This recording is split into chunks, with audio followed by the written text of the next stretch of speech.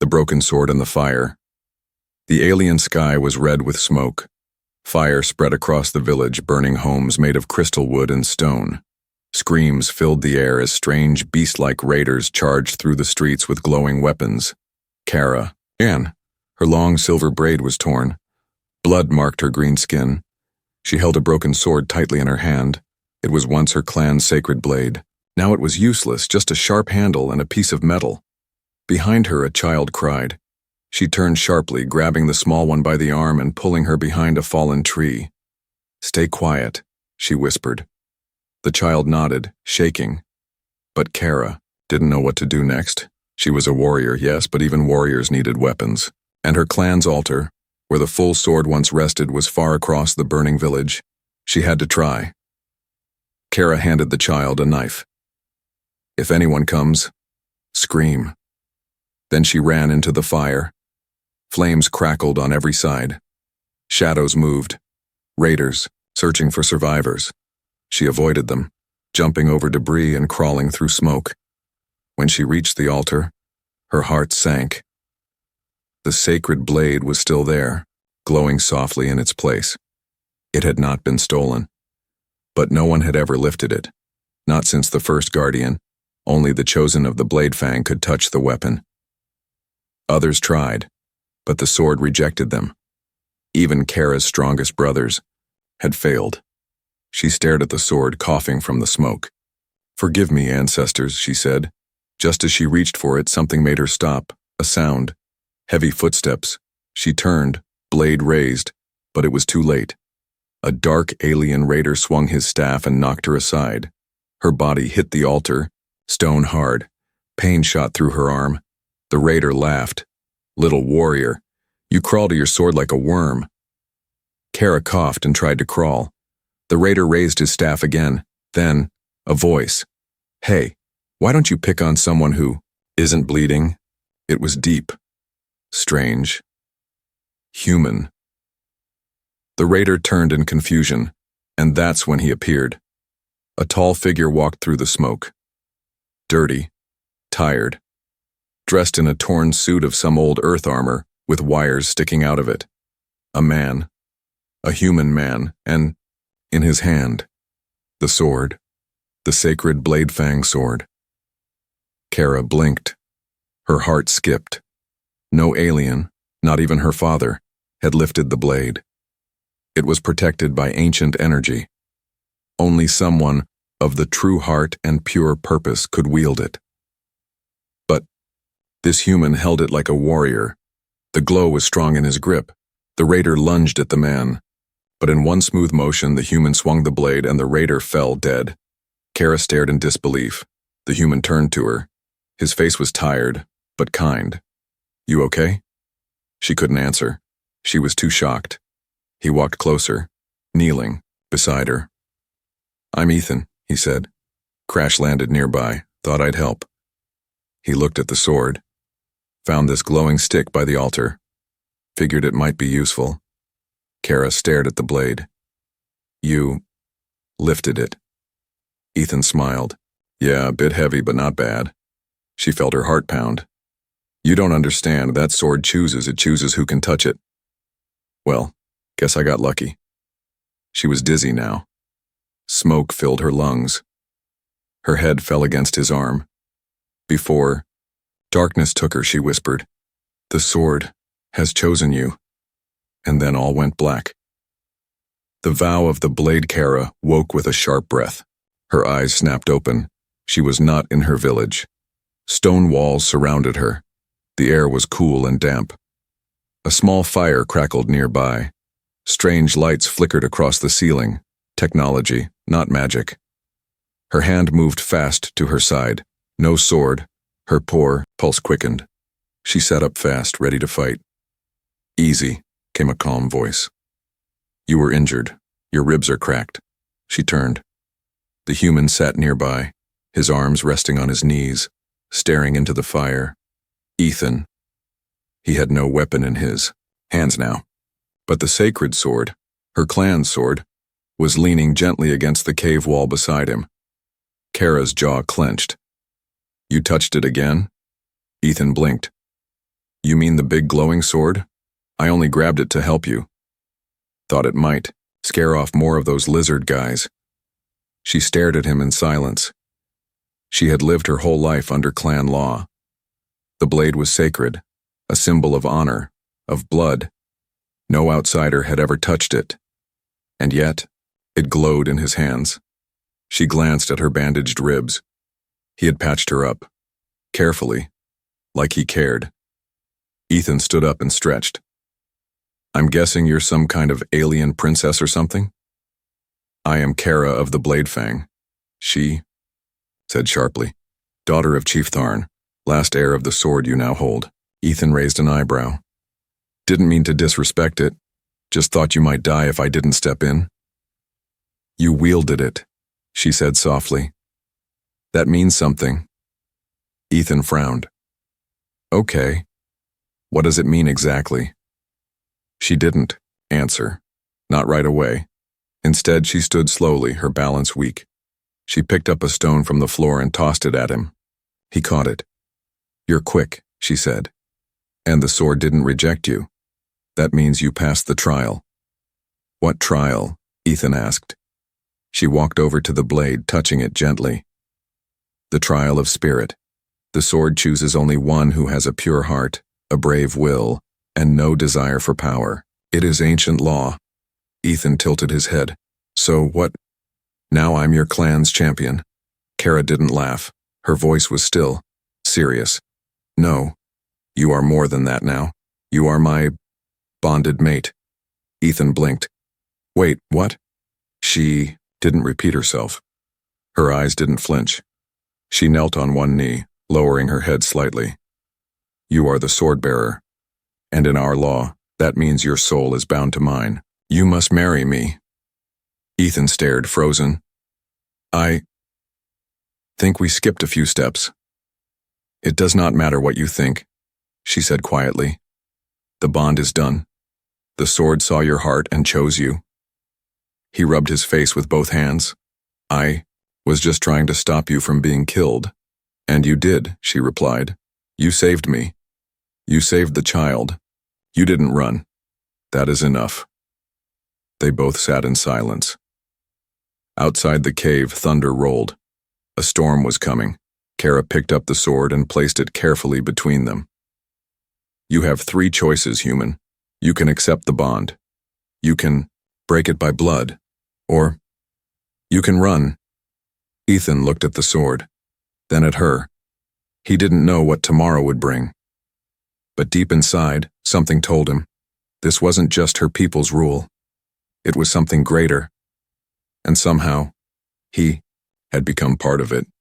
The path of fire and ice. The wind howled like a beast. Snow whipped through the alien mountains sharp as knives. Every breath burned. Every step felt heavier than the last. Ethan's boots cracked ice as he walked beside Kara, wrapped in fur made from the hide of a creature he couldn't name. He had never imagined snow on an alien planet could feel colder than Earth's worst winters, but it wasn't the cold that bothered him. It was Kara's silence. Since the sword's truth had been revealed, she had spoken less, watched him more, studied him like he was a question that had no answer, and Ethan didn't know what he was supposed to say. Sorry for lifting your magical wedding sword? Behind them something shifted in the snow. Ethan paused, holding up a hand. Kara crouched fast, ears twitching, blades drawn. Then, it passed. Just ice moving. No enemy. Not yet. They had been hunted for 2 days. Not by beasts, by Kara's own people. The Blade Fang trackers were coming. They called Ethan an outsider, a violator of sacred law, and worst of all, unworthy. Kara had overheard their whispers through wind-sent signals. Kill the human, take the sword, cleanse the bond. She had not told Ethan that, not yet. Instead, she led him higher into the mountains, toward a forbidden place. A cave of judgment where souls were tested by fire and frost. We'll rest. Soon, she said. Ethan nodded, trying to smile. I miss heaters and pizza. Kara didn't respond, but inside, her heart ached. She had been raised with pride, with the laws of her clan. No one questioned them. The sword chose, the blood sealed. The bond was life, yet now, this human had broken every rule and made her feel more seen than any warrior ever had. They reached a ledge overlooking a frozen lake. Kara stopped. Below them, etched in the ice, was an ancient symbol glowing faintly. Ethan stared. That's your clan mark? Yes, she said. This is the place of echoes. Only those who face the truth may enter. Truth? She turned to him. It is where we go. To test the soul. Ethan frowned. So you want me to go down there? She hesitated. I must know if the sword's choice was true. If you are truly worthy. He looked at her, hurt, in his eyes. I carried you from fire. I killed for you. I followed you into snow. Is that not enough? Kara looked away. It is not my decision. Ethan sighed. Then let's get it over with. They climbed down into the cavern, together. The lake was silent. The glow in the ice grew brighter. Suddenly a voice rang through the cold. You bring him here, Kara? A human? A mistake? They turned fast. Out of the shadows stepped 3 warriors in thick black armor. One was older, her face lined with war, tattoos. Kara gasped. Elder Ven. The old woman stepped forward, eyes locked on Ethan. He holds our sword. He claims our daughter. He insults our law. Ethan raised his hands. I didn't ask for any of this. I just didn't want her to die. Then die in her place. The warriors raised their weapons. Kara stepped in front of Ethan. No. The warriors froze. She raised her hand and placed her fingers on the glowing mark in the ice. I invoke the right of fire and ice, she declared. Let the trial decide his fate, not your blades. Elder Ven narrowed her eyes. Very well. If the sword truly chose him, he will survive. The ice cracked beneath Ethan's feet. Before he could shout, the ground gave way and he fell into darkness. The truth under the stars. He fell. Through ice, through cold wind, through glowing mist. Ethan fell for what felt like forever. Then, slam. Hit something hard and warm. Not ice. Stone. Glowing with strange red lines, pulsing like veins. He groaned and sat up. Around him, giant statues rose from the floor, each shaped like warriors with alien features. All held the same blade he had carried, the sacred sword, but all were cracked, broken, except one, in the center, untouched. That statue looked human. Ethan blinked. Okay. What the hell is this place? The red glow grew brighter. Then a voice, deep and ancient, echoed in his head. The blade is not a weapon, it is a vow. He stood slowly. Who's there? You took the sword. You touched destiny. Now you must face truth. Suddenly, the ground shook. Fire burst from the cracks. And from the shadows came a beast, twice his size, all muscle and bone, red eyes, white fangs. It roared like thunder. Ethan didn't have a weapon, no sword, no time. The beast charged. Ethan ran. Around the statue. Behind columns. Every step, the beast got closer. He grabbed a stone and threw it. Useless. The monster didn't stop. Then, as it lunged, something inside Ethan screamed enough. He turned, faced it, closed his eyes, and then, light. The sword appeared in his hand, glowing, hot, alive. He swung. The beast's roar ended in a flash of energy. It fell, fading into smoke. Ethan dropped to his knees, breathing hard. The red glow faded. Above, a small opening in the ceiling showed stars, bright and silver. The voice returned. You have passed the trial of heart. Rise, bearer of the bond. A second later, ropes dropped from above. Kara slid down. She rushed to him, eyes wide. You survived?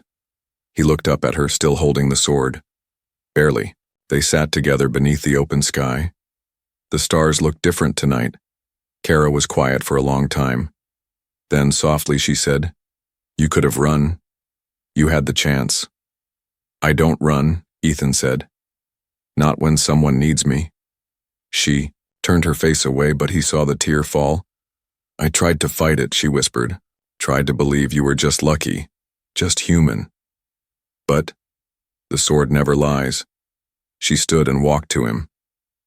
In my people's eyes, you are my husband now. Ethan blinked. Wait, that wasn't symbolic? Kara shook her head. The trial of heart binds more than your life, it binds our fates. He laughed nervously. Wow, I didn't even buy you dinner yet. She stared at him blankly. He smiled awkwardly. Never mind. Above them, shooting stars crossed the sky, silent witnesses to a bond older than any war. The trial of ash and bone. The drums echoed like thunder. Not from speakers. Not from machines. These were war drums, carved from bone, wrapped in the skin of ancient beasts. Each beat shook the stone walls of the Bladefang Temple. Ethan stood in the center of a massive arena carved into a mountainside, surrounded by silent warriors in black armor. The sky above was orange. 2 moons watched like unblinking eyes. He was shirtless, bruised, his hands still wrapped in the cloth Kara had tied for him. The sacred sword stood planted in the ground before him. Kara was gone. They had taken her. He didn't know if it was part of the ritual or punishment. Suddenly, a voice rang out. Human, you hold what is not yours. A tall warrior stepped forward. His face was hard as steel. His horns curved backward like hooks. I am Duran, first blade of the temple. You stand accused of violating our most sacred law. Ethan didn't flinch. I didn't come to steal anything. I only protected her. Duran raised a fist. You took the sword, you passed the trial of heart, but you still have one path left. The trial of ash and bone. Ethan looked around.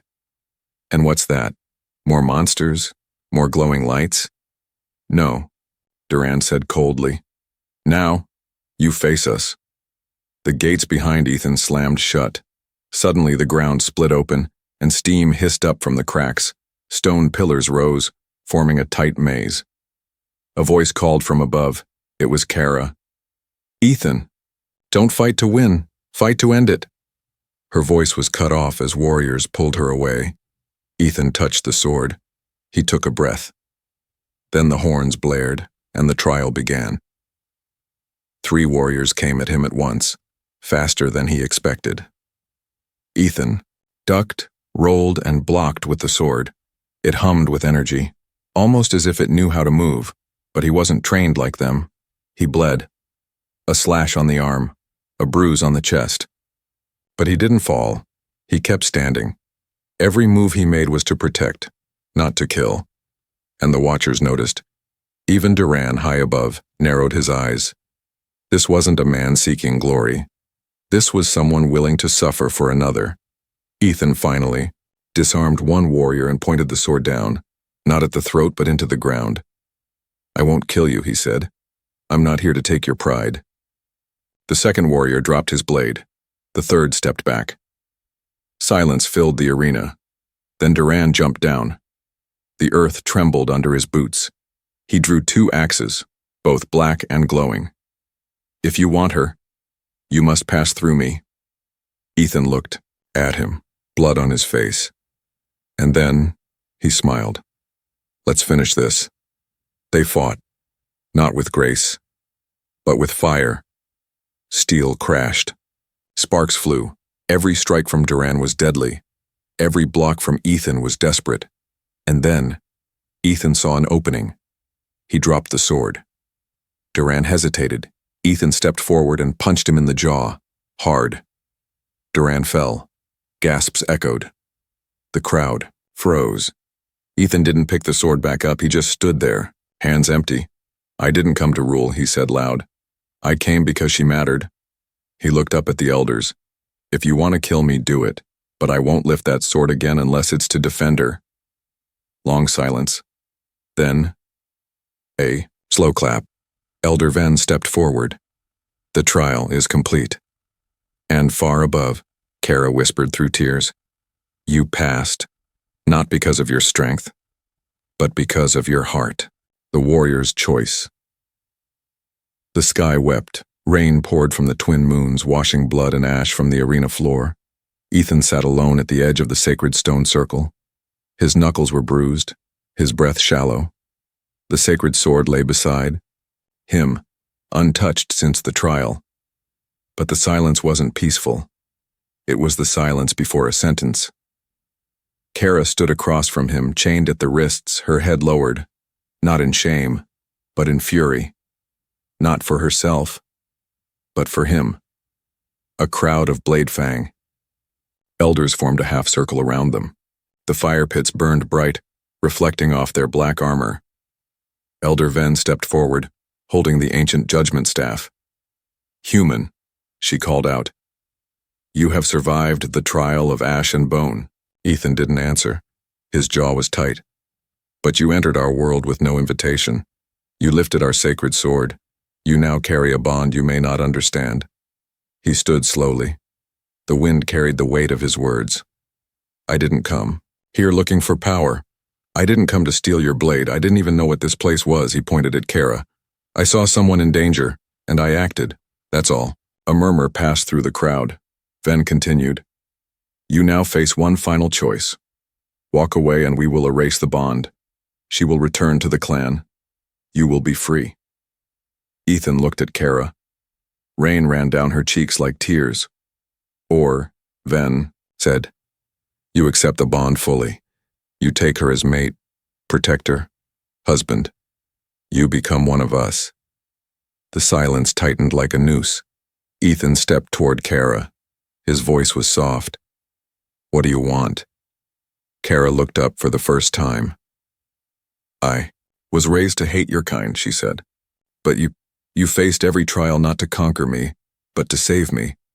She took a step forward. "I want you." The crowd stirred. Suddenly, a cry rang out. "I challenge the bond." All eyes turned. A tall warrior strode forward, armor scarred, eyes wild.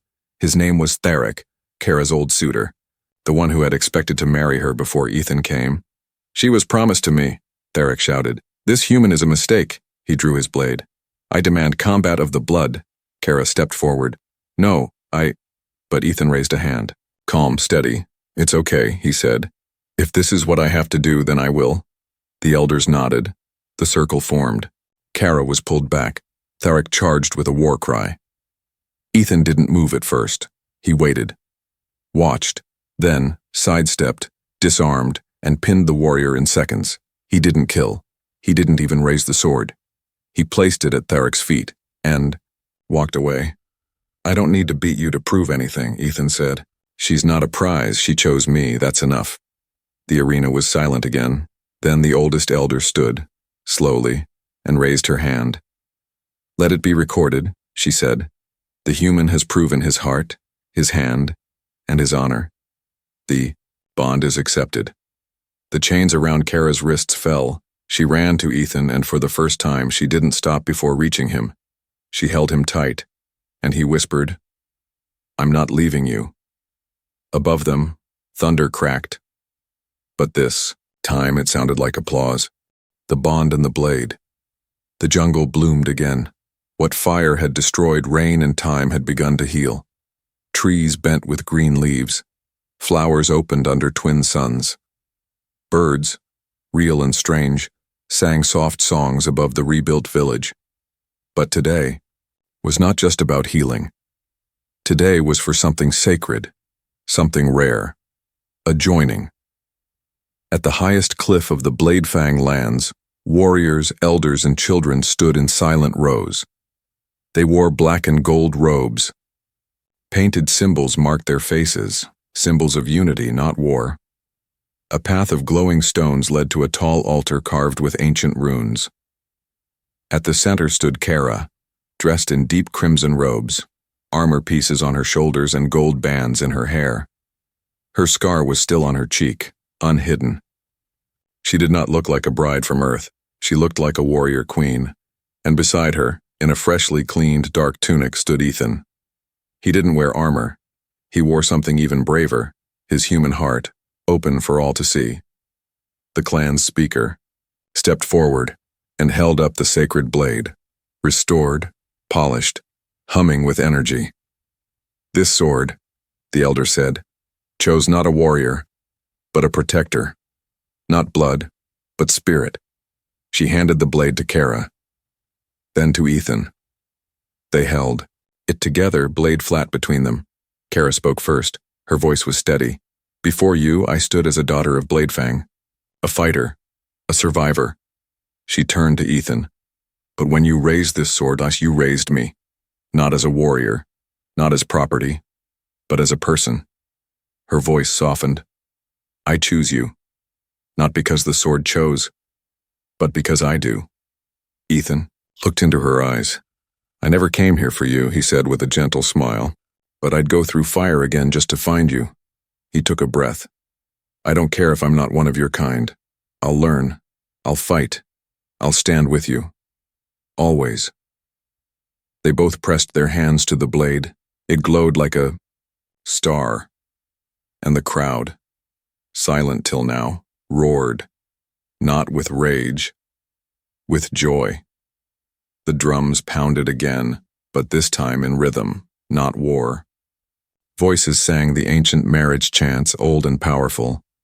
From the sky, flower petals rained down, golden, floating like sparks. Kara and Ethan stepped down the altar steps, hand in hand. Children threw small crystals in their path. Warriors bowed. And the sword? It followed, hovering behind them, alive, content, bound. Later that night, beneath the twin moons, they stood at the edge of the village. Fires flickered, music played, but they had stepped away from the noise. Kara looked up at the stars. Do you miss Earth? She asked. Ethan smiled. Not really. She leaned against him. We're not perfect, she whispered. My people, your people, and so much pain, so many rules. He nodded. Then maybe we start something new. She raised an eyebrow. A new rule? He grinned. Yeah, just one. What is it? He looked into her eyes. Choose love, even when the sword says nothing. And this time when she kissed him, it wasn't part of a trial, it was home.